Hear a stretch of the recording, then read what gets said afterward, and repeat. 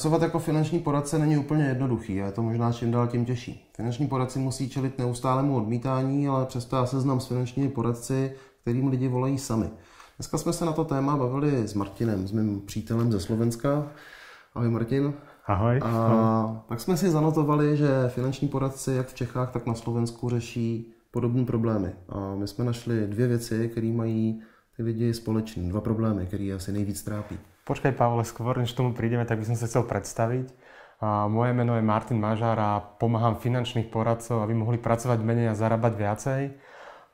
Tomuto biznisu sa venujem už dlhší čas. Sám som niekoľko rokov robil finančného poradcu a teraz školím finančných poradcov, ako majú lepšie predávať. Šikovný kluk, tak já si představím taky. Jo. Moje jméno je Pavel Fara, já jsem jako finanční poradce začínal před 20 lety. Pak jsem řídil menší a větší týmy obchodníků a v posledních letech se zabývám jenom vzděláváním finančních poradců a digitálním marketingem. To, o čem jsme se s Martinem bavili, tak to byly dvě věci, které ty lidi trápí i v Čechách, i na Slovensku. Prvá z tých vecí bola prestíž. To znamená, že finanční poradcovia majú veľmi zlú povesť. Lidi je nemají rádi. Presne tak. A tou druhou věcí, tak to bylo to, že jsou často odmítaní. A to tak trochu spolu souvisí, že jo? Hej, no. Telefonujeme, alebo telefonujete a klienti vám hovoria nie. Idete na stretnutiach a klienti zase hovoria, že nie. A přitom ale finanční poradci i v Čechách, i na Slovensku, tak jsou na přesyceném trhu. A my jsme s Martinem doma v digitálním světě, na internetu. A objevili jsme, že na tom přesyceném trhu je hrozně moc lidí, ale pak je tady jeden trh pro finanční poradce, který je úplně volný. Áno, je to nový trh, je to digitálny trh.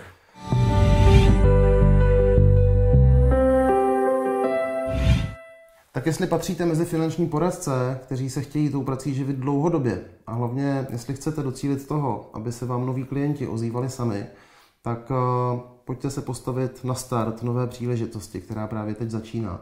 A to je start rozdělování nového trhu finančních služeb. A to je trh finančních služeb na internetu. My vám s tím s Martinem pomůžeme, protože o tom trochu něco víme. A připravili jsme si pro vás takové 4 věci, které vám s tím hodně pomůžou. A máme tady k tomu nachystané obrázky. Takže to prvou vecou je tento web, kde si môžete vzájomne povymieňať skúsenosti, môžete medzi sebou diskutovať a povedať si, že čo funguje a čo nefunguje. Druhá vec, ktorú sme pre vás pripravili, sú nástroje, ktoré vám k tomuto pomôžu. A tým prvým nástrojom je web. Na to, aby ste mohli získavať klientov z internetu, aby vám mohli volať, potrebujete mať vlastný web. Ďalej to, čo potrebujete mať nejaký e-mailový automat, aby ste mohli hromadne rozosielať e-maily. A ďalšiu vec, ktorú sme pre vás pripravili, sú odborné články. Váš web je naplnený už článkami odbornými. A tretia vec, ktorú sme pre vás pripravili, tak to sú návody, praktické návody overené z praxe, ktoré fungujú, aby ste dokázali tých klientov lepšie k sebe pritiahnuť. No a poslednú vec, ktorú sme pre vás pripravili, je živý kurz, kde sa navzájom stretneme, spoznáme a opäť si vymeníme skúsenosti.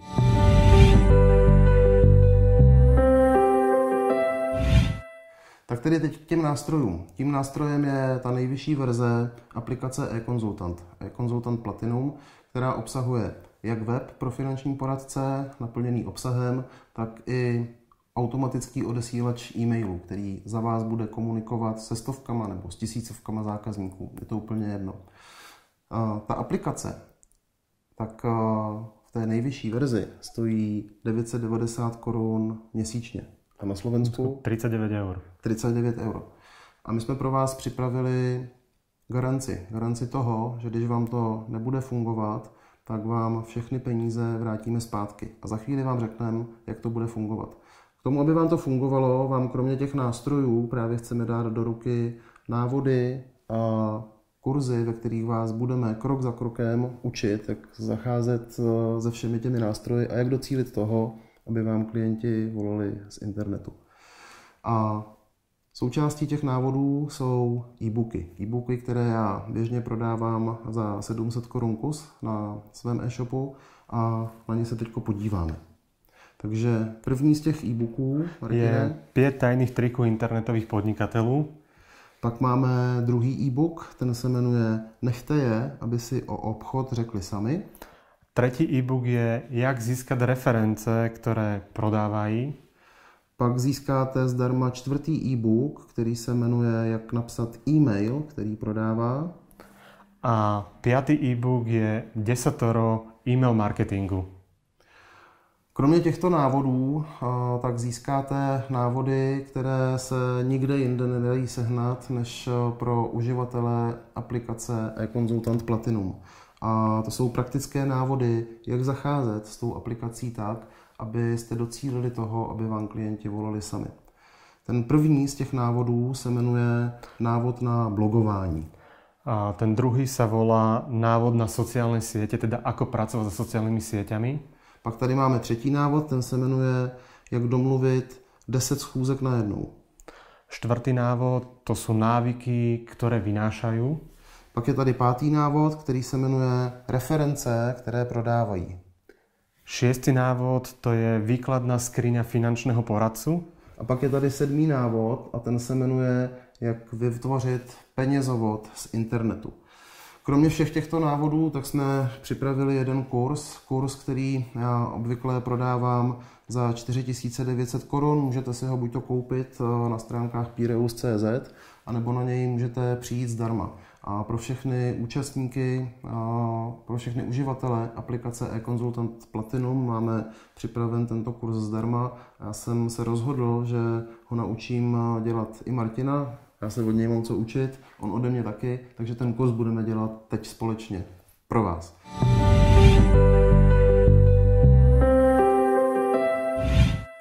Abychom vám to usnadnili, tak jsme pro vás připravili všechny ty návody, kurzy a živé setkání zdarma. A dáme vám je zdarma k placenému balíčku eConsultant Platinum. eConsultant Platinum stojí 990 korun měsíčně a pokud si pořídíte svůj vlastní web a všechny ty nástroje s tím související, to znamená mailing, všechny ty články za 990 korun měsíčně, tak dostanete všechny ty vzdělávací nástroje k tomu zdarma. Zabalili jsme to do jednoho balíčku, kterému říkáme balíček garance. A co to vlastně ta garance znamená, tak to vám řekne Martin.